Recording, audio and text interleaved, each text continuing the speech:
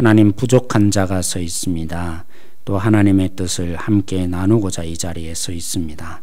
하나님께서 성령으로 우리 각자에게 말씀해 주시고 오늘 이 땅에 살아가는 우리들에게 깨어 있으라는 이 말씀의 엄중한 뜻이 모든 지체들에게 살아있는 말씀으로 와닿게 하여 주십시오. 주님께 모든 것을 맡기며 예수님의 이름으로 기도드렸습니다. 아멘. 네, 서로 한번 인사할까요? 당신은 너무나 행복한 나의 가족입니다. 인사하겠습니다.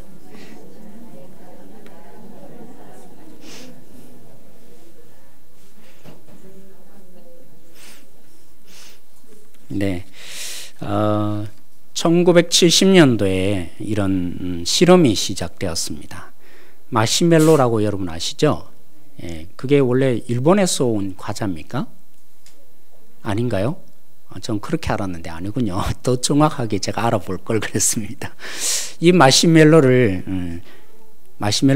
이렇게 조그마한 동그란 거죠. 이렇게 넣으면 달달하고 녹는 그런 과자 비슷하게 생긴 게 있습니다. 왜 여러분 초코바이 안에 그죠? 있는 그런 비슷한 안에 왜 하얗게 이렇게 넣으면 싹 녹아드는 거 있지 않습니까? 그 초코파이 그거 비슷하죠? 네, 바로 그겁니다. 그걸 가지고 실험을 했습니다. 한 4살짜리 아이들을 이제 선생님이 앞에 놓고 그 학교가 원래는 이제 실험을 주로 하기 위해서 물론 유치원이 그러려고 세운 것은 아닙니다. 그 유치원에 전문적인 연구를 하는 학교였습니다. 그리고 그 아이들을 그렇게 키우고 있는데 실험을 했죠. 마시멜로를 그죠? 아이들에게 너 2개 먹을래? 1개 먹을래? 쟁반에 그죠? 2개를 탁 올려놓고 한쪽에 마시멜로 하나 또 이쪽에 하나 했을 때 아이들이 뭐라고 했을까요? 하나 먹는다고 그랬을까요? 2개 먹는다고 그랬을까요? 당연히 그죠? 아이들은 다 2개요. 다 2개 다 얘기를 합니다. 여기에 이제 조건을 답니다. 만약 선생님이 지금 뭔가 일이 있어서 나갔다 올 텐데 그때까지 다 기다리면 너 2개 먹을 수 있다. 근데 기다리지 못하고 도저히 조바심이 나서 먹고 싶으면 그냥 땡 종을 하나 치라는 겁니다. 그러면 선생님이 와서 너 하나 먹도록 허용해 줄게. 그렇게 실험을 하게 되었습니다. 그런데 선생님이 나가자마자 어떤 아이는 종도 안 치고 그 자리에서 먹어버리는 거죠. 그런 아이들도 있었어요. 제가 동영상을 보니까. 근데 어떤 아이들은 2부류가 생겼습니다. 그런 아이들 말고요. 이제 먹기 위해서 2개를 먹는다고 선택을 했으니까 2개를 먹기까지 기다려야 돼요. 누가 오기까지요? 선생님이 오실 때까지. 그리고 언제 온다는 얘기도 안 했습니다. 일이 있어서 내가 갔다가 올 때까지 기다리면 너는 2개 줄 거다. 이렇게 했는데 어떤 친구들은 그것을 실패를 합니다. 그래서 한참을 기다려도 선생님이 안 오니까 막 먹고는 싶고 그죠? 조바심이 만나서 땡 하고 종을 쳐서 결국에는 몇 개 먹었을까요? 하나만 딱 먹습니다. 그리고 나중 끝까지 기다린 아이들, 그런 아이들에게는 당연히 선생님이 오셔서 잘했다고 자 2개 줄게 하면서 2개를 주는 것이죠.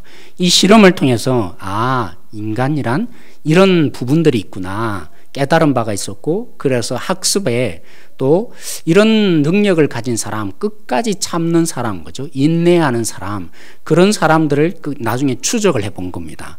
누가 결국에는 강한 사람이 되고 세상에 살아남는가? 어떤 사람이었을까요? 그죠? 참고 인내하는 사람. 그러지 못하고 참지 못하고 중간에 땡종을 쳐서 먹은 친구들은 대부분 인생에 인내하지 못해서 학업의 능률도 없고 결국에는 좀 많이 성공적이지 못한 삶을 살더라. 그러면서 이제 인터뷰를 한 사람이 합니다. 오늘 이 시대를 바라보면서 그 학자가 이름을 제가 까먹었어요. 제가 동영상을 보았는데 그 학자가 하는 말이 그렇습니다. 우리가 이렇게 실패하는 친구들을 보면서 느끼는 것이 어떤 때는 이렇게 참으려고 그죠? 계속 보고 먹고 싶잖아요. 유혹이 오잖아요. 그래서 때로는 입술을 꽉 깨물고 그러면서 참아보려고 자꾸 보여요. 결국에는 이 유혹을 못 견딥니다. 금욕적으로 잘 이렇게 한다고 사람이 이길 수 있는 거 아닙니다. 오히려 뭐 할까요? 지고 맙니다. 그래서 참 힘든 겁니다. 금욕하라면, 지키라고 하면 그것만큼 힘든 것은 없는 것입니다.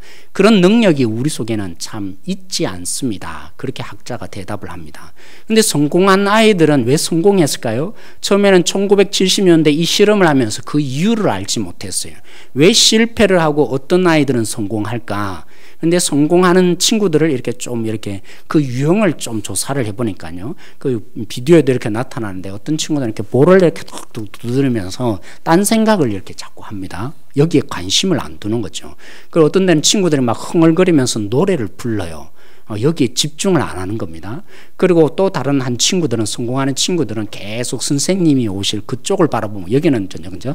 따로 이렇게 뒤를 돌아서서 선생님 오는 쪽만 바라보면 언제 선생님이 오나 안 오나 계속 그러면서 두 개의 줄 그것을 계속 떠올리는, 목표를 향해서 떠올리는 그런 친구들이었다는 겁니다. 그래서 깨달은 바가 뭐냐면, 계속적으로 이것만 기울이면 뭐 한다고요? 유혹을 받아서 결국에는 그 금욕을 이겨낼 수 있는 사람들이 별로 없더라. 그래서 오히려 다른 유행으로 생각을 바꾸고, 아니면 다른 생각을 하거나, 아니면 두 개 줄 거라는 그 목표를 끊임없이 생각하는 그 친구들이 결국 성공하는 거다. 그래서 학습에 적용시킨 거죠. 그래서 학습을 할 때도 뭐가 좋은지 동기가 계속 이제 동기부여를 하는 거죠. 그리고 목표치, 이루어야 될 그 목표치, 그런 부분들을 실패하는 것에 대해서만 자꾸 지적하고, 이러면 안 됩니다. 이러면 2시간 공부해야 됩니다. 자꾸 강조하면 2시간 동안 공부한다고요? 오히려 공부를 더 못한다는 겁니다. 2시간 공부해야 된다는 걸 계속 강조하면 2시간 공부하는 게 아니라 결국에는 실패하고 만다. 그런 부분들을 이렇게 쭉 내놓았던 것을 제가 보았습니다. 저는 오늘 이 본문을 보면서 그 생각이 났어요. 이 실험을 통해서 학습을 하는데 이것이 중요하고 진짜 능력자는 그런 부분이 있구나라는 사실을 한편으로는 깨달았는데, 우리 신앙도 때로는 마찬가지인 것 같습니다. 오늘 우리의 신앙함에 있어서도 이것이 굉장히 중요한 것이라는 것이죠. 선생님이 오실 때까지 기다려라. 그러면 2개 주겠다. 그죠? 그렇게 하는데 우리도 그렇습니다. 왜 2단에 자꾸 빠집니까? 왜 2단의 가르침에 자꾸 빠져요? 2단이 중점을 두는 게 뭡니까? 언제 온다. 그죠? 예수님이 말씀하신 그 금기 상황, 그 부분을 계속해서 그죠? 집중하도록 만드는 것입니다. 그러니까 2개 줄 때까지 기다려 자꾸만 그것만 눈에 띄는 거죠. 지난주 여러분 생각납니까? 우리에게 예언은 그 문자 그대로의 예언으로 그치는 게 아니라 더 큰 성취가 우리 속에 있다. 그죠? 그런데 이단자들은 뭐예요? 그 문자 거기에만 자꾸 집중적으로 우리를 훈련시켜요. 그곳에만 집중하도록 만들어요. 그러니까 금기 깨어 있으라 하지만 이게 깨어 있을 수 있는 부분들이 잘 안 되는 것이죠. 그래서 결국에는 넘어지고 그 유혹에 넘어집니다. 그리고 사실이 발견되잖아요.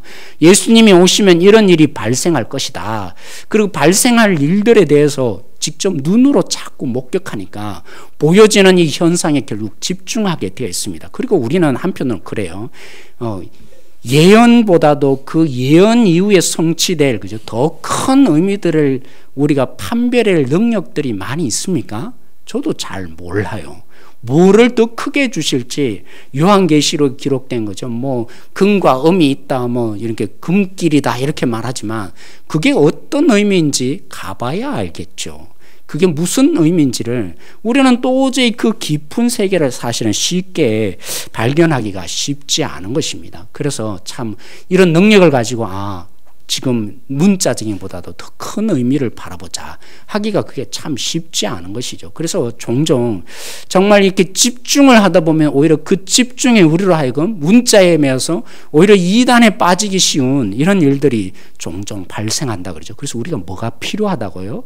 때로는 놀이가 필요해요. 그리고 우리의 진정한 목표가 무엇인지 그 목표를 바라볼 수 있는 것으로 집중을 해야 된다는 것이죠. 자꾸만 요 문자에 집중하다 보면 오히려 뭐 한다고요? 금기사항에 그죠? 오히려 더 오라 나는 공고한 사람이라 이런 사람으로 낭망하고 좌절할 수밖에 없는 그런 존재, 연약한 존재로 우리가 살아남을 수밖에 없다는 것이죠. 그래서 오늘 이 본문에도 예수님이 여러분들의 몇 번 걸쳐서 말씀을 드렸는데 우리가 읽었던 말씀이 있죠. 33절과 37절을 보시면 한 문단으로 흔히 우리가 끊어서 읽습니다. 처음에 뭐라고 이어지죠? 주의하라, 깨어 있어라. 그리고 37절에는요, 깨어 있어라. 그래서 그죠? 되게 강조를 합니다. 마치 여러분 마가복음에는 특별히 그런 내용들이 강하게 나타나는데 햄버거 얘기를 제가 한 거 여러분 기억나십니까? 제가 햄버거 얘기 안 했던가요? 왜 햄버거가 있는데 빵이 중요한 게 아니라 뭐가 중요하다고요? 그죠? 그 안에 있는 내용물, 햄버거의 모든 내용들이 뭔가에 따라서 그 햄버거, 예를 들면 뭐라고 표현해야 되죠? 피쉬버거는 왜 피쉬버거입니까? 생선이 들어있으니까 이 빵 자체가 중요한 것이 아니라 생선이 들어있으니까 그 생선을 향해서 야, 중요한 것은 이겁니다. 그래서 마가복음에는 종종 거죠. 어느 한 사건과 어느 한 사건이 너무나 닮아 있어요. 그 안에 뭐요? 정말 핵심적인 내용을 넣어 놓습니다. 한편으로는 강조합니다. 우리가 깨어 있어야 된다. 주님이 오실 때까지 깨어 있어야 된다. 근데 정작 중요한 건 뭐죠? 왜 깨어 있어야 되는지를 예수님이, 왜 깨어 있는 것이 그토록 중요한지 예수님이 오늘 이 본문에 예를 들어서 설명하고 있는 이 내용들이 더 특별히 중요하겠죠. 우리가 참 깨어 있기가 쉽지 않습니다. 그리고 깨어서 살기가 오늘날 이 시대가 더더욱 어렵습니다. 왜요? 자꾸만 이단자리 말하는 것처럼 요 마시멜로 하나에 자꾸만 집중시켜서 우리를 유혹하거든요. 깨어있을수록 뭐 하겠어요? 집중할수록 뭐 하겠어요? 마시멜로 2개를 보는 게 아니라 마시멜로 하나에 많은 사람들이 그래 자꾸만 성경에 집중하고 깨어 있어야 된다는 이 종말의 시대를 자꾸만 집중하다 보니까 뭐 한다고요? 이단자들이 흔히 말하는 그런 부분들에 자꾸만 우리가 가서 거기에 유혹에 넘어지는 이런 일들이 벌어질 수밖에 없다고요. 그럼 어떻게 해야 합니까? 오늘 중간에 있는 깨어있으라는 그 자체보다도 더 중요한 왜 깨어있어야 되는지를 말하고 있는 이 비유의 설명을 우리가 잘 볼 필요가 있는 것입니다. 오늘 이 본문에 보시면 왜 깨어있으라 그럽니까? 그러면서 예화를 듭니다. 비유를 듭니다. 어떤 주인이, 첫째는 그죠? 주인이라고 말합니다. 사랑하는 성도 여러분, 우리는 누굽니까? 우리는 주인입니까? 종입니까? 종입니다. 그렇죠? 우리 첫 번째 예수님이 강조하는 바는 그렇습니다. 주인이 오신다. 그 부분을 첫 번째로 강조해요. 우리는 끊임없이 왜 깨어 있어야 합니까? 우리는 종입니다. 이 땅에 주님이 맡겨주신 일을 하다가 주님이 오실 그때를 맞이해야 될 종입니다. 특별히 이 종 가운데서도 한 가지를 더 강조합니다. 그래서 이 비유를 흔히 학자들이 말하기를 문지기의 비유라고 합니다. 다른 종들은 그냥 임무를 맡겼다 그렇게만 말하지만 그 종 중에서도 어떤 종이요? 문지기를 특별히 한 번 더 얘기합니다. 여러분 주인이 올 때 왜 문지기 얘기를 예수님이 특별히 하실까요? 문지기가 누굽니까? 제일 먼저 맞이하는 사람 뿐만이 아니에요. 이 문지기가 졸면 어떻게 되겠습니까? 주인이 집에 들어올 수 있겠어요? 못 들어오는 것이죠. 문지기는 뭡니까? 문을 지키고 있다가 주인이 오면 문을 열어주고 문을 닫아주는 역할을 해야 하는 것이 그 종의 역할이에요. 그래서 예수님이 오실 때 가장 먼저 맞이하고 예수님의 오심의 맞음을 그죠? 오실 때 가장 이렇게 잘 드러낼 수 있는 존재 그게 누구라는 거예요. 우리다라고 얘기를 해주고 있습니다. 근데 문제는 뭐예요? 오늘 또 예수님을 표현하는데 그 예수님이 오실 때까지 기간이 만만합니까? 빨리 오십니까? 그래서 오늘 한편으로는 얘기합니다. 그게 쉽게 금방 오시는 기간이 아니다. 멀리 떠났다가 드디어 온다. 그렇기 때문에 이 쉽지 않다 깨어서 기다리기가 왜요? 너무 오래되니까 기다리고 기다리다 어떻게 하세요? 오늘 이 본문에 표현한 것처럼 새벽일는지 밤중일는지 그죠? 그래서 뭐 할까요? 졸기도 하고 뭐 그죠? 그렇게 된다 그죠? 다른 본문에도 열처녀 비유에도 등장하는데 열처녀 비유에도 보면 그죠? 열처녀가 다 뭐였어요? 기름을 처음에는 다 있었어요. 이 정도 되면 오시지 않을까? 그렇게 준비했는데 보니까 어떻게 했어요? 그때도 안 오는 거예요. 그래서 졸았어요. 열처녀가 다 졸았어요. 근데 기름이 있느냐 없느냐 나중에 문제가 있지만 나중에 한번 그것도 우리가 함께 다루겠지만 뭐라고요? 주님을 우리가 맞이하는 종인데 문제는 어디 있어요? 그 오시는 시간대를 우리가 생각한 것처럼 그렇게 빨리 뭐 단순간에 오실 수 있는 그런 부분이 아니다. 그렇죠? 그래서 뭐 하라고요?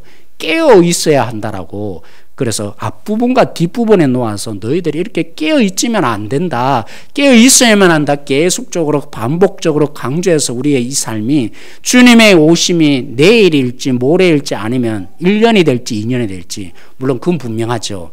2000년 전에 예수님께서 오신다고 하셨을 때보다 지금은 어떨까요? 네, 분명히 더 가까워졌죠. 여러분들에게는, 저에게는, 그죠? 예수님이 시간적으로 보면 분명히 더 가까워진 것이 맞습니다. 그럼에도 불구하고 우리가 압니까? 예수님이 앞부분에 말한 것처럼 나도 모르겠다 했는데 우리가 어떻게 그 시간을 알겠어요? 그래서 기다리다 보면 뭐 할까요? 졸며 때로는 주님이 와 있는데도 모를 경우가 있다는 거예요, 없다는 거예요? 있을 수 있다. 그러므로 깨어 있어야 된다. 이 얘기를 예수님이 특별히 강조해서, 그래서 시간이 만만치 않다. 그래서 우리는 뭐 한다고요? 졸 수 있고 때로는 깨어있지 못해서 잠들 수도 있다. 이 부분들을 그래서 깨어있어만 한다. 우리가 생각하는 것처럼 만만치 않는 시간을 이 땅 가운데 사는데, 그래서 우리가 졸 수도 있기에, 졸아서는 안 되기에, 그래서 깨어있는 존재로 살아야 된다. 이렇게 예수님이 특별히 강조해서 이 본문을 통해서, 문지기의 비유를 통해서 오늘 이 본문에 우리에게 도전을 하고 있습니다. 그래서 오늘 이 본문을 통해서 우리는 도전을 받아야 합니다. 깨어 있어야 된다고. 그래서 여러분, 깨어 있는다는 말이 무슨 말이겠습니까? 어떤 것이 정말 깨어 있는 것입니까? 진실로 잠든다는 것이 뭡니까? 이 땅 가운데 우리가 주님의 오심을 기다리지 못하고 잠든다는 것이 부정적으로 말하면 뭐겠어요? 세상의 방식을 따라가는 것입니다. 세상의 방식을 절대화하는 것입니다. 세상에 보여주는 그 물질이 우리의 삶의 전부인 것처럼 그 물질을 따라서 살아가는 것일 것입니다. 여러분, 세상의 성공이 전부라고 말하는 그 가치에 우리도 동일하게 적용해서, 심지어는 교회 속에서도 세상의 방식을 그대로 적용해서 그 방식으로 성공할 수 있는 것처럼 그렇게 이 방식을 이 땅 가운데 끌어당겨서, 그죠? 교회를 부흥시키려고 하면 어떻게 되겠어요? 우리는 잠자는 것입니다. 주님의 오심을 제대로 준비하지 못하는 일이 발생할 것입니다. 그러기에 저는 여러분에게 도전을 하는 것입니다. 우리 함께 기도하십시다. 왜요? 우리는 조금만 깨어있지 못하면 이게 하나님의 방식인지 세상의 방식인지 잘 몰라요. 그래서 뭐 해야 돼요? 하늘로서 오는 지혜를 받아야 돼요. 하나님께서 우리에게 이게 진짜다 보여주셔야 그때서야 우리는 눈 뜨고 제대로 방식을 선택할 수 있는 거예요. 그러기에 우리는 뭐 해야 된다고요? 깨어 있어야 되는데, 그 깨어 있는 것은 뭐 하는 것이라고요? 세상의 방식대로 하지 않는 것이라고요. 세상의 방식을 절대화하지 않는 것이라고. 예를 들면 이런 거겠죠. 제가 청년부 사역할 때 그랬어요. 그 청년들 가운데는 여자들, 그죠? 자매들에게는 뭐가 절대적인 것이겠습니까? 그들의 운명을 결정하는 것이 있습니다. 심지어는 믿음을 결정하는 것이 있습니다. 믿음도 그것에는 소용이 없더라고요. 뭐였겠어요? 그 당시에는 한 10년 전이었으니까 결혼이었습니다. 한편으로 이해됐어요. 목사님, 정말 너무 많이 흔들립니다. 집에 가면 끊임없이 어머니들이 왜 결혼 안 해? 결혼해야지. 틈만 나면 잡아서 결혼하라고 얘기를 합니다. 뭐 누구는 결혼 안 하고 싶나요? 마음에 드는 형제도 없고 아직도 결혼에 대한 준비가 안 돼 있다. 뭐 그런 부분이 있겠지만 자기가 원하는 상대를 못 만난 겁니다. 근데 결혼하라고는 하지만 선을 봐도 이렇게 마음에 드는 형제가 없는 걸요. 근데 자꾸 뭐라 합니까? 결혼하는데 이것이 스트레스는 너무 받아서 사는 거죠. 그런데 명절만 되면 더 스트레스 받아요. 왜요? 친척들이 와서 하는 말이 뭡니까? 너 아직도 결혼 안 했냐? 이러니까 마치 자기들은 뭐예요? 비정상인 사람처럼 스스로가 느껴지는 겁니다. 그래서 보면 명절날 집에 안 갑니다. 노처녀인 30대, 그 당시에는 30대가 노처녀였거든요. 그런 청년들이 너무 힘드니까 집에 가면 친척들이 다 와서 아직도 결혼 안 했네. 이 말이 너무 스트레스 받고 자기가 비정상인처럼 보여지니까 그래서 뭐 할게요? 결혼해야만 진짜 행복한 줄 알고. 여러분, 결혼해서 진짜 행복합니까? 행복하셔야죠, 그죠? 그런데 너무나 이 결혼이 절대적인 진리가 되다 보니까 뭐 하느냐면, 심지어는 그죠? 이제까지는 참고 기다리다가 그래도 믿음의 사람 만나야지, 조건을 나름대로, 뭐 그렇다고 해서 이 모든 조건이 다 옳다는 거 아니에요, 그죠? 바른 사람, 나름대로 정말 결혼해서 하나님을 함께 믿고 살 사람, 그렇게 선택했는데 이제 결혼이 절대화되니까 예수님 믿는지 안 믿는지도 안 중요합니다. 그리고 뭐 합니까? 작은 교회에 있으니까 형제가 너무 없어요. 그래서 뭐 합니까? 큰 교회로 가는 이유도 뭐 때문에 갑니까? 결혼할 수 있는 상대자는 거기에 형제들이 더 많으니까. 그래서 거기에 가서 결혼 상대자를 찾으려고 교회를 옮기더란 것이죠. 뭐가 절대화되어 있어요? 결혼이 그들의 삶에 절대화되어 있는 겁니다. 신앙의 기준이라는 건 뭐예요? 오직 결혼만이 그들의 인생을 행복하게 해줄 수 있고 자신을 온전한 인간으로 만들어준다라고 생각하니까 결혼에 의해서 믿음도 달라진다는 것이죠. 믿음의 색깔도 달라지고 믿느냐 안 믿느냐도 별로 중요하지 않습니다. 오직 결혼만 하면 모든 것들이 다 바뀌어질 줄 알고 그 결혼을 위해서 모든 것을 다 투자하고 결혼을 위해서만 살아가는 청년이 돼요. 그래서 제가 고린도전서를 통해서 몇 번의 절차를 거쳐서 청년들이여 정신 차리십시오. 여러분 왜 결혼해야 합니까? 물론 유대인들은 그렇습니다. 유대인들은 둘이 한 몸이 이루라. 그래서 결혼하지 않으면 어른이 안 되니까 인간이 안 되니까 그래서 창조의 질서상 결혼해야 된다는 거 우리 부모님들이 말하는 그 방식으로 유대인들이 말한 거 맞습니다. 그러나 이제는 우린 그런 시대 안 삽니다. 바울이 뭐라고 했습니까? 바울이 주님이 오시는 그 시대를 바라보면서 부활한 예수님을 만나고 난 뒤에 우리는 이제 새로운 시대 산다. 하나님의 나라를 맛보고 있고 하나님이 오시는 그 나라에 가면 결혼한다고요? 우리는 천사처럼 산다고 했습니다. 그래서 결혼은 뭡니까? 임시적인 제도. 이 땅에서 모두가 다 해야 될 반드시 해야 될 것이 결혼이 아니라 임시적인 겁니다. 이 땅에서만 존재하는 질서입니다. 그런데 어른들은 뭘 강요하죠? 결혼만이 온전한 거라고. 결혼 안 하면 다 인간답지 못한 거라고. 그래서 너 결혼해야 된다. 그래서 마치 결혼이 뭐라고요? 하나님의 나라를 이루는 것처럼 그죠? 세상의 그 방식을 동일하게 계속 적용시키니까 청년들이 결혼만이 우리의 모든 마음을 다 모아서 해야 되는 거구나. 그렇게 생각해요. 그래서 제가 도전한 거죠. 결혼 제도라는 것은 임시적인 거야. 이 땅에서나 있는 것이 주님께 가면 그거 없어지는 거야. 그래서 바울이 뭐라고 했죠? 차라리 너희들이 주님을 위해서라면 결혼 안 하는 것이 더 좋겠다 하지 않았느냐? 그러니까 사랑하는 우리 청년 지체 여러분, 결혼에 너무 목숨 걸지 마세요. 주님이 목숨 거셔야 합니다. 그 말이 먹힙니까? 목사님은 뭘 좀 모르세요. 우리처럼 당해보세요. 그러면서 제가 말씀을 몇 번에 얘기해도 청년 지체들은, 여청년들은 자기가 당하고 있는 이 현실이 너무나 힘드니까 목사님은 그래도 결혼했잖아요. 이러면서 그렇게 쉽게 안 받아들이더라고요. 그리고 오늘날은 어떻게 말해야 합니까? 지금은 이제 또 달라졌어요. 지금의 이 시대는 그죠? 옛날처럼 그런 시대가 아닙니다.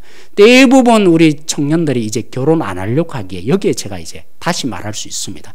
지금의 가치는 뭡니까? 오로지 물질이에요. 그죠? 제가 볼 때는 물질이 더 커졌어요. 왜 결혼하기를 두려워합니까? 가지지 못한 지체들은 결혼하면 자녀를 낳아야 되고 또 물질적인 부분들에 이 자녀를 위해서 투자할 것 생각하면 자기 능력이 안 되거든요. 그래서 결혼 못 하겠다는 것입니다. 결혼해서는 안 되겠다는 겁니다. 그러면 또 힘들고 어렵게 살아야 될 거 생각하니까 차라리 결혼하지 말자 이렇게 된 거죠. 뭐예요? 세상의 가치관을 가지고 자기의 삶을 비춰보니까 그래서 뭐 한다고요? 결혼하지 말아야겠다고 선택하고 있다고요. 지금은 이것이 기준이 된 거예요. 옛날에는요.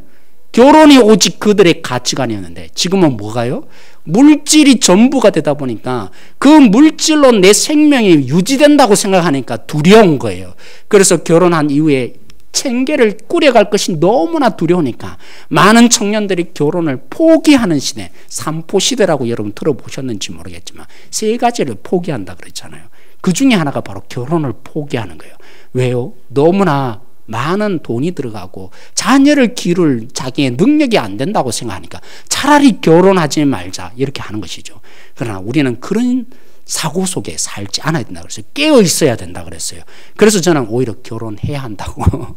그것이 진정한 우리의 가치의 기준이 아니기에 우리는 이제 결혼합시다. 제가 이제 만약 청년부를 담당하면 그렇게 말하고 싶어요. 왜냐하면 왜죠? 우리를 책임지는 것은 물질이 아니라 하나님이시거든요. 우리의 진정한 가치는 하나님이시거든요. 그 하나님이 우리를 지키시고 돌보시고 책임진다는 이게 진짜 가치가 아니겠어요? 그런데 뭐가 절대화된 거예요? 물질이 절대화되다 보니까 자기의 이 삶의 상황조차도 그 물질에 맞춰서 사는 것이죠. 또 거꾸로도 있지 않겠습니까? 결혼하면 무슨 일이 발생합니까? 살아보니까 부모님들이 대부분 불행하고, 나름대로 자매들이 보니까 나만 왜 이렇게 고생해야 돼? 청년들도 그죠? 아빠를 보니까 처음부터 끝까지 밤늦게까지 일만 하고 사는 인생, 차라리 나 혼자 사는 것이 편하겠다. 이 사고가 왜 생긴 것입니까? 세상의 가치가 절대화된 것이죠. 어떤 가치요? 자기의 이 편한 삶, 그냥 행복함, 우리가 말하는 우리 교회의 표 말고요. 오직 내 자신이 편하고 그냥 잘 살 수 있는 이것이 세상의 기준이고 그것이 절대화된 가치가 되다 보니까 그것을 자기의 삶에 적용시키니까 어떻게 해요? 그렇지. 내가 편해야 되는데 둘이 살면 너무나 불편하고 그 사람을 위해서 내가 내 자신을 내어놓으면 희생을 하기는 싫다는 것이죠. 왜 자녀를 안 가집니까? 자녀를 가지면 그 자녀를 위해서 밤낮 고생하면서 사는 것이 싫다는 거예요. 그래서 뭐 하는 거예요? 오직 그들의 지금의 절대적인 가치는 뭡니까? 행복입니다. 나 자신이 중심이 돼서 나를 위해서 살고자 모든 가치관이 중심이 되니까 이 삶이 뭐라고요? 깨어있지 않는 겁니다. 잠자는 것입니다. 세상의 방식과 기준을 그대로 우리가 닮아가고 있다면 주님의 오심을 절대로 준비할 수 없는 거라고요. 그래서 세상의 가치관을 제대로 내려놓고 나면, 그렇죠, 하나님, 내가 주님을 사랑한다는 것은 형제를 통해서 내가 배워야 하는데, 그래서 기대합니다. 내가 결혼해서 저 자매를 통해서 내가 주님을 위해서 산다는 것이 뭔지를 배우고 싶어요. 그래서 더욱더 기대해서 함께 하고 싶어요. 아비의 마음이 뭔지 하나님의 그 마음을 내가 품고 이 땅에 살아야 되는데, 그래서 이 하나님의 절대적인 가치의 기준을 볼 때는 뭐 하고 싶어 할까요? 그래서 반대가 되겠죠. 이해가 되십니까? 오늘 우리 가운데 사랑하는 성도 여러분, 세상의 가치관으로 우리는 살기를 거부해야 합니다. 세상의 방식을 거부하지 않으면 우리는 깨어있을 수 없는 존재가 된 겁니다. 세상이 원하는 그 방식 그대로를 살면, 우리는 그 방식이 우리를 지배하고 나면 하나님이 주시는 절대적인 가치가 아니라 자꾸만 우리도 모르는 사이에 잠들게 돼요. 그래서 익숙해지고 그 방식만으로 세상을 살아갈 수 있는 것처럼 우리를 짓누르는 이 삶 속에 자꾸만 잠드는 삶이 우리 속에 이어지게 될 것입니다. 오늘 이 말씀을 통해서 우리가 다시 한번 우리에게 무엇이 절대적인 기준입니까? 무엇이 우리에게 절대적인 삶의 표준입니까? 깨어있으시라는 것은 바로 이런 뜻이에요. 세상의 방식을 거부하고 세상이 원하는 그 가치관에 내가 내 목숨도 내놓고 내 생명도 내놓고 내 몸도 내놓는 그런 방식을 거부하고 오직 주님만이 나의 삶의 전부입니다. 처음에 말했죠. 예수님이 누구라고요? 주인이시라고요. 주인이 올 때가 있다고 말한 것처럼 우리의 진정한 절대적인 기준은 주님이셔야 합니다. 주님이 원하는 삶이 뭔지를 그래서 헤아리고 거기에 목숨 걸며 투자하는 삶이 되어질 때 뭐 한다고요? 주님이 오실 때 우리는 깨어있어서 그 주님을 맞이할 수 있는 존재로 살게 될 것입니다. 그런데 여러분, 때로는 그렇습니다. 오늘 우리가 이 부분으로 끝내서는 안 될 것입니다. 사랑하는 성도 여러분, 때로는 목표가 있어야 된다 그랬고, 그죠? 때로는 놀이를 할 수 있어야 된다 그랬습니다. 마시멜로 얘기로 다시 돌아가 보면, 그죠? 그 마시멜로 자체에 집중하는 것이 아니라 뭐 한다고요? 다른 생각을 하고 목표를 둔다고 하지 않습니까? 그래서 흔히 성경을 연구하던 학자들이 그렇게 말합니다. 오늘 마가복음 우리 33절부터 36절, 37절까지 있었던 이 비유죠. 문지기라는 이 비유와 또 함께 보아야 될 내용이 있다고 말합니다. 누가복음 12장 35절, 38절, 특별히 이 33절에서 37절까지는 한편으로는 예수님이 오실 때까지 그 부분에 집중해서, 그죠? 얘기를 합니다. 그런데 이 누가복음 12장 35절 38절에는 거의 똑같은 내용인데 거기는 뭐냐면 예수님이 오셔서 뭘 주실까? 다시 말하겠습니다. 지금 우리 마가복음에 있는 이 내용과 예수님은 원래는 한 얘기를 한 게 있어요. 이렇게 큰 내용을 하나 얘기했는데 마가는요, 요 중에 앞부분을 딱 잘라서, 그죠? 자기의 입맛에 맞게, 입맛에 맞다는 굉장히 부정적인 말이죠. 마가복음의 독자들에게 그 상황에 맞게 얘기를 해주려고 요 앞부분만 얘기를 해줬다는 겁니다. 예수님이 원래 이렇게 두 가지가 아니라 한 가지 큰 얘기가 있었는데 그 중에 앞부분의 얘기가 지금 마가복음의 얘기예요. 그리고 제가 말했던 누가복음, 그죠? 지금 우리가 12장 읽어야 될 텐데 35절에서 38절의 내용은 뒷부분에 예수님이 오시면 우리에게 어떤 일이 발생할 건가? 그러므로 깨어있으라고 예수님이 도전을 주셨다. 원래는 깨어있으라 똑같은 도전인데 이 부분이 있었다는 것이죠. 이해되시죠? 그래서 우리가 함께 보아야만 이 짝이 제대로 된다. 그래서 특별히 비유도 보면, 그죠? 여러분들이 잘 설명을 하지 않았지만 시간이 없어서 보면 늘 짝이 있어요. 예를 들면 여러분 다음 주인가 한번 제가 설명을 하겠지만 천국 보화의 비유도 있고 거기에 덧불어서, 그죠?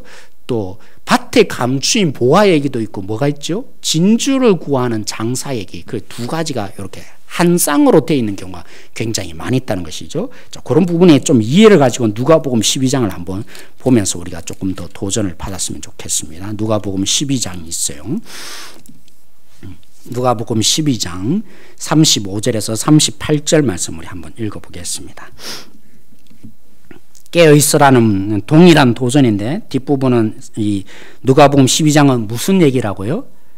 온 이후에, 예수님이 오신 이후에 우리에게 어떻게 할 건가, 그 부분에 또 초점을 두어서 설명하고 있다고 했죠. 우리 한번 같이 한번 읽어보겠습니다. 35절. 허리에 띠를 띠고 등불을 켜고 서 있으라. 너희는 마치 그 주인이 혼인집에서 돌아와 문을 두드리면 곧 열어주려고 기다리는 사람과 같이더라. 비슷하죠? 그죠? 여기 이 부분까지는 비슷합니다. 그 다음 37절부터 다시 한번 읽어보기 시작. 주인이 와서 깨어있는 것을 보면 그 종들은 복이 있으리로다. 내가 진실로 너에게 이르니 주인이 띠를 띠고 그 종들에게 자리에 앉히고 나와서 수종들리라. 주인이 혹 2경이나 혹 3경에 이르러서 종들이 그같이 하고 있는 것을 보면 그 종들은 복이 있으리로다.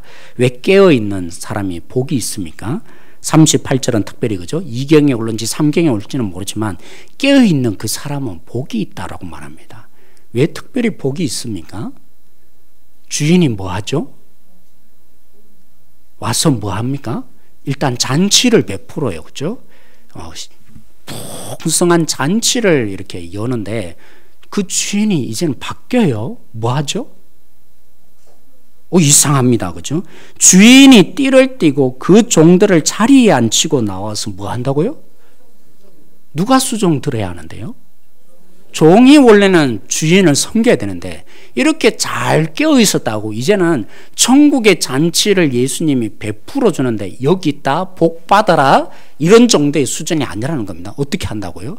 잔치를 그냥 다른 종을 시켜서, 그죠? 이 잔치를 준비해서 야, 잘 깨어있는 너희들에게 상을 줄게, 은수가 내가 상을 줄게, 이런 정도가 아니라는 겁니다. 뭐 하죠?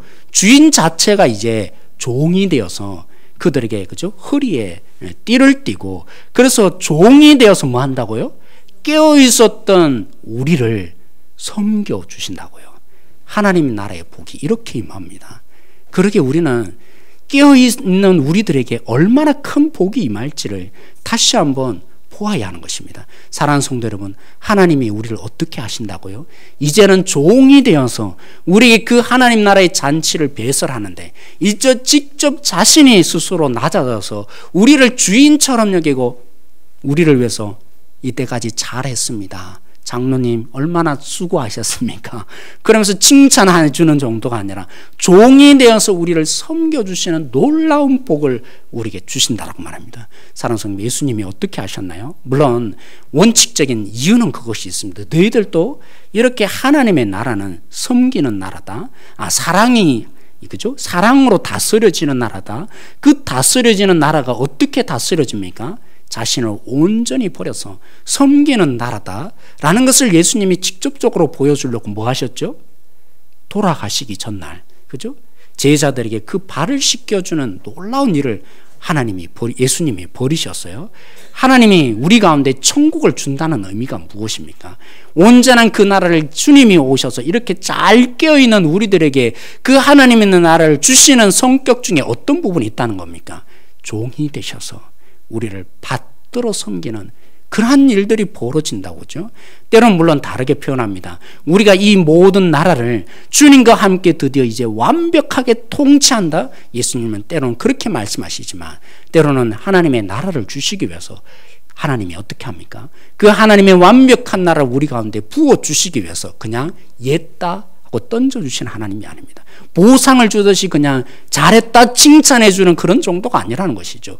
스스로를 온전히 종이 되어서 충성한 정수가 너 참 열심히 했다 그러면서 그렇죠. 이렇게 하나님께서 종으로서 우리를 섬기는 놀라운 일들을 베풀어 주신다 이렇게 말씀하고 있습니다. 다시 마시멜로 사건으로 돌아가겠습니다. 어떤 친구는 뭐 했다고요? 여기에 집중한 게 아니라 다른 놀이를 생각했다 그렇죠.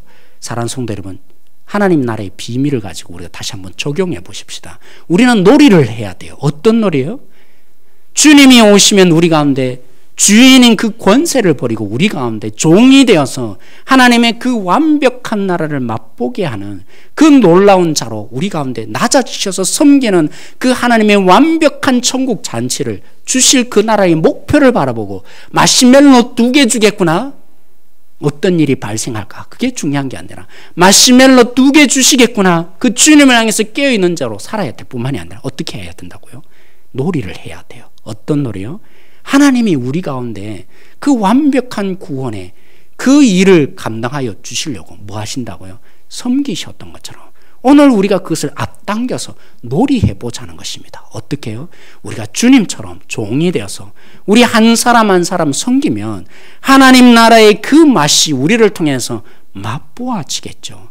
사랑하는 성도들, 오늘 우리가 그러기를 원합니다. 하나님의 놀이를 하는 존재로 이 땅에 성도 한 사람 한 사람을 볼 수 있기를 원합니다. 때로는 너무 부족할 때가 있죠. 저도 부족한데 제 자신이 얼마나 부족합니까? 우리 장로님도 부족하고 우리 집사님들도 부족하고 우리 권사님들도 다 부족한 점들이 너무 많이 있습니다. 그런데 세상은요 자꾸만 비교시켜요. 세상은 자꾸만 잘못한 것만 보게 만들어요.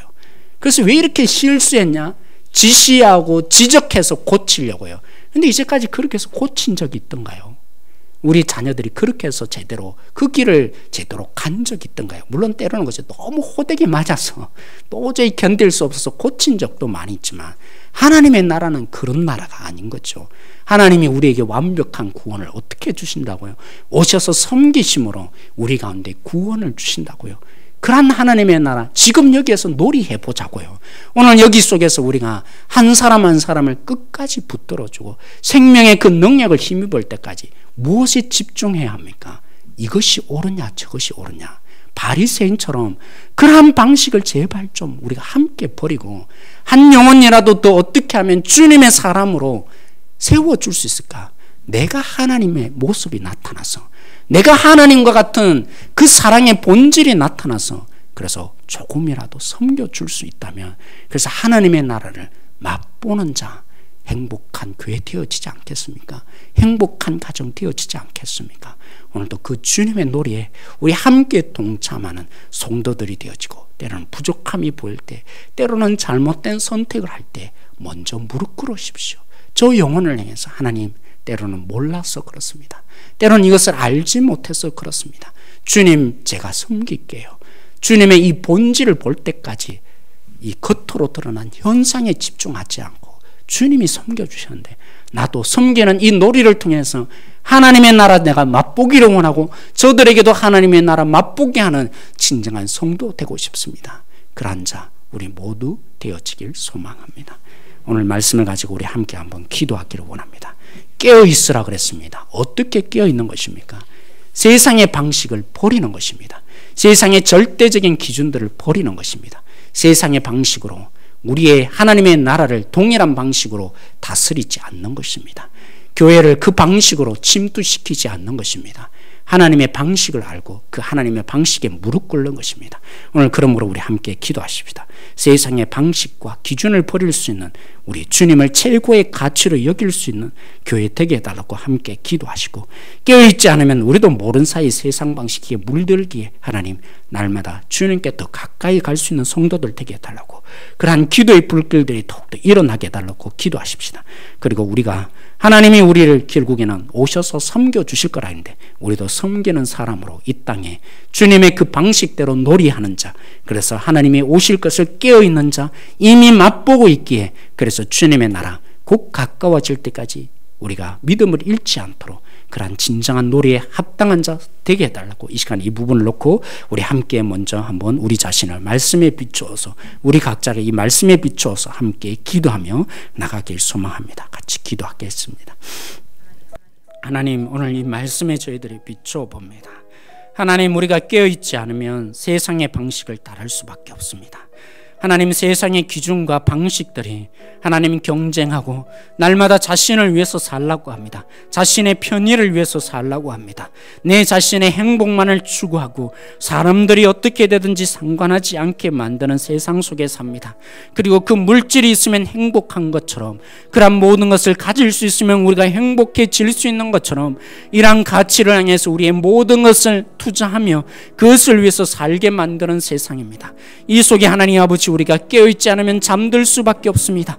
문지기로서 우리의 이 사명을 감당할 수 없습니다. 하나님, 우리가 조금만 정신 차리지 못한다면 우리가 진정한 그 하나님의 나라 맛볼 수 없는 자로 살아갈 수밖에 없는 연약한 자들에게 주님의 나라를 구하며 하나님의 뜻을 구하며 하늘의 지혜를 우리가 구합니다. 하나님, 우리에게 가지는 방식들이 있습니다. 우리의 기준들이 있습니다. 이것이 과연 하나님이 원하시는 방식인지, 하나님이 우리에게 주시고자 원하시는 뜻인지, 하늘에서 저희들이 원하여 주시는 진정한 뜻인지를 함께 보며 격려하며 세워줄 수 있는 진정한 하나님의 원리들을 저희들이 품을 수 있는 성도들 되게 해주십시오.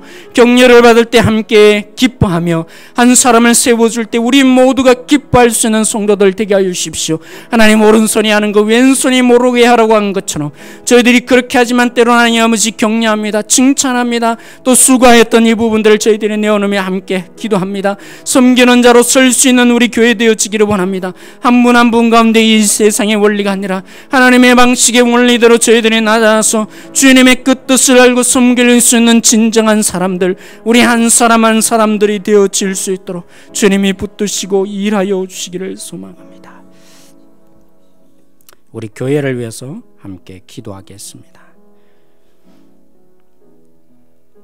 우리 사랑 나눔 초청 잔치를 위해서 특별히 여러분들이 한번 기도해 주시고, 오늘 우리 장로님 한 분과 함께 월평 일동 사무소를 방문했습니다. 왜냐하면 이 지역이 어떤 지역인지를 제대로 파악하고 섬기기 위해서, 그리고 기도하고 있습니다.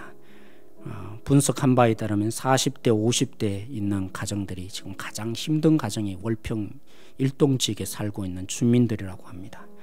이 부분을 위해서 우리가 어떻게 하면 섬길 수 있는지 바른 대안을 주님이 세워주시도록 우리 함께 기도하기를 원합니다. 그리고 왜 52명의 동력자를 달라고 제가 그렇게 기도하는 것입니까? 각각 자기 소견에 옳은 대로 하였던 사사시대처럼 살면 우리는 결국에는 불행한 교회가 되어지기 때문입니다. 생명력이 없는 교회가 되어지기 때문입니다. 그러므로 이 시간 우리 다시 한번 기도하며 나가십시다. 성령이 이끄시는 대로, 성령을 따라서 구하며 성령의 지혜를 주시는 대로 결정하며 나아갈 수 있는 우리 당회 되게 해주시고, 리더자들 되게 해주시고, 그런 부장들 되게 해주시고, 그렇게 주님 앞에 먼저 무릎 꿇어서 우리가 할 수 없다고 하나님의 지혜를 달라고 그렇게 주님 앞에 겸손히 나설 수 있는 그런 교회로 주님이 세워달라고 이 시간에 기도하기를 원합니다. 그리고 우리 확신만 하고 있지만 제가 다시 한번 확인하게 됩니다.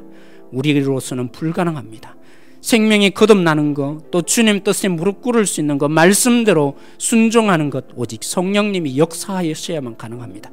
그러므로 성령 하나님께서 오늘 우리 가운데 일하여 달라고, 성령 하나님께서 그 말씀 속에 우리 한 생명 한 생명 속에 말씀으로 살아나게 해달라고 이 시간에 이를 위해서 함께 기도해 주시고, 특별히 저를 위해서 기도해 주십시오. 너무나 부족한 부분이 많은 것을 보게 됩니다.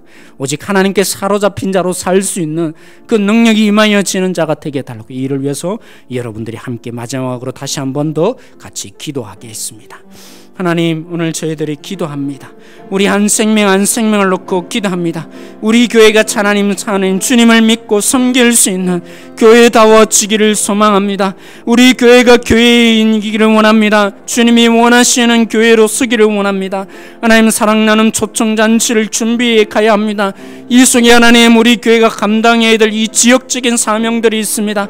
하나님, 어린아이들은 점점 사라지고 40, 50대에 하나님 너무나 병에 걸려있고 연약한 육체 가운데 물질의 연약함 속에 놓여있는 월평 지역을 보게 됩니다. 하나님, 이 지역 사회를 어떻게 섬겨야 되는지, 우리 교회가 섬겨야 될 방향들을 놓치지 않도록 주님 붙들어 주십시오. 그리고 하나님, 너무나 많은 부분들이 저희들이 분석되고 있지만 저희들이 사사시대처럼 살 수 없습니다. 각자 자기 소견에 옳은 대로 말하는 자들이 아니라 주님의 뜻을 구하며 주님의 말씀을 듣는 자, 주님의 지혜를 구하는 자 되어지게 하여 주십시오. 특별히 하나님, 우리 부장 집사님들 하나님께서 불쌍히 여기셔서 하나님 앞에 무릎 꿇을 수 있는 부장단들 되게 하여 주십시오. 생명을 살리는 일이, 생명을 위해서 투자하는 일이 우리 힘으로 되지 않습니다. 그러게 하나님의 능력을 구하며 하늘로서 오는 지혜를 구하는 우리 부장단들 되어져야 합니다. 그러한 리더자들 되어져야 합니다. 우리 구역장들 되어져야 합니다. 그러한 하나님, 우리 당회원들이 되기를 원하고 그러한 목회자들 되어지기를 원합니다. 주님의 뜻을 먼저 구하는 하나님 지도자들 되어져야만 합니다. 섬기기 전에 먼저 우리가 주님의 뜻을 구하며 그 주님의 뜻에 목숨 걸 수 있는 지도자들 되게 하여 주시기를 원합니다. 그러한 우리 권사님들 되게 하시고 그런 집사님들 되게 하시고 그런 장로님들 되게 하여 주시기를 원합니다. 특별히 하나님께 구합니다. 하나님, 이 52명의 동력자들 주님이 세워주시게 될 텐데, 특별히 하나님 아버지, 주님의 뜻이라면 주님의 뜻을 향해서 온전히 무릎 꿇을 수 있는 그런 사람들 되어지기를 원합니다. 세상의 가치관이 무엇인지를 알고 그것을 배격하며 주님의 뜻을 따라서 온전히 순종할 수 있는 주님의 사역자들 있게 하여 주시기를 원합니다. 특별히 너무나 부족하여서 하나님 아버지, 우리 성도님들에게 이 진시한 하나님의 뜻을 저희들이 전하기에 너무나 부족합니다. 하나님 예수 가운데 역사해 주십시오. 성령 하나님께서 우리 한 사람 한 사람 가운데 특별히 일하여 주셔야만 됩니다. 주님 예수 일하여 주시지 않고는 하나님 변화가 일어날 수 없습니다. 주님 예수 우리들 가운데 생명의 능력을 주시지 않고는 단 한 생명도 하나님 살아날 수 없는 것을 알게 주님 앞에 기도합니다. 주님이 우리 가운데 일하여 주시기를 간절히 바랍니다. 하나님, 깨어 있으라고 했습니다. 주님이 오실 때까지 깨어 있어야 합니다. 그러기에 우리가 세상에 물들지 않고 세상의 방식에 목숨 걸지 않고 세상의 기준을 전부로 받아들이지 않는 사람, 부정하며 오직 하늘로서 오는 지혜로 세상을 다시 볼 수 있는 우리 성도님 한 분 한 분들 되게 하여 주십시오. 그래서 주님이 반드시 오셔서 우리에게 오히려 종이 되셔서 하나님의 나라의 그 잔치를 베풀어 주신다는 이 놀라운 목표를 향해서 날마다 우리가 전진하여 갈 수 있는 성도들 되게 하여 주십시오. 우리가 도대체 무엇이 간데 주님이 종이 되어서 우리를 섬겨주신다고 말씀하십니까? 하나님, 이 비전을 바라보게 하여 주십시오. 모든 지체들이, 우리 모든 한 성도 한 성도가 우리 월평동산교회에 등록한 하나님 적어도 성도들이라면 주님의 뜻에 목숨 걸고 주님께 무릎 꿇을 수 있는 진정한 복음의 진수를 맛보는 성도들이 되어지기를 원합니다. 하나님, 그러나 이 일이 우리의 갈망으로만 되어지지 않습니다. 우리의 목표만으로는 되어지지 않습니다. 특별히 확신반을 하고 우리가 성장반을 하고 제자반을 하려고 하지만 이 일에 주님께서 특별히 긍휼을 베풀어 주셔야만 합니다. 오직 하나님께서 우리 한 사람 한 사람 가운데 찾아오셔서 그 마음 중심에 말씀으로 찔러 쪼개어 놓아주시고 그 말씀 앞에 본인들이 다시 한번 보여지는 자가 되어지고, 그래서 하나님의 뜻에 진실로 무릎 꿇을 수 있는 거듭나는 영혼들 되어지기를 원합니다. 복음에 목숨 걸 수 있는, 복음의 진정한 가치를 두고 우리 교회가 한 생명을 살릴 수 있다면 그 모든 것이 포기되어도 좋다고 할 수 있는, 그래서 행복한 교회, 행복한 성도 되어질 수 있는 교회 되게 하여 주십시오. 때로는 하나님 아버지, 우리에게 정말 중요하지 않은 부분들에 너무나 집중하게 만드는 부분들이 많이 있습니다. 이러한 부분을 볼 수 있는 눈들이 열리는 지혜로운 성도들 되게 하여 주시기를 원합니다. 하나님이 함께 하심을 믿고 예수님의 이름으로 기도드렸습니다. 아멘.